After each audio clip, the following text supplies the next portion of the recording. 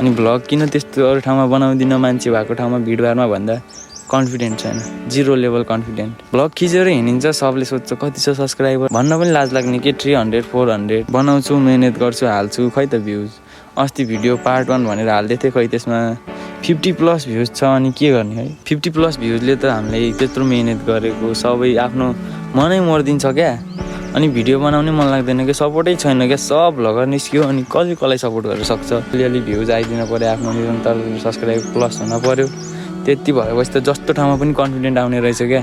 Subscriber नभएपछि त vlog बनाउनु कन्फिडेन्ट नआउने के, लाज लाग्ने छ। त्यसले के भन्ने होला, यस्तो सब्सक्राइबर छैन, यस्तो दुःख गरी हिँडेर भन्ने हो कि यताउति भन्ने हो कि भने एकदम लाज लाग्ने क्या।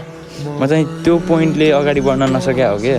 अलिअलि सब्सक्राइबर भेटाएको भए, मैले अलिअलि भ्युज भेटाएको भए चाहिँ म अगाडि बढ्थेँ क्या।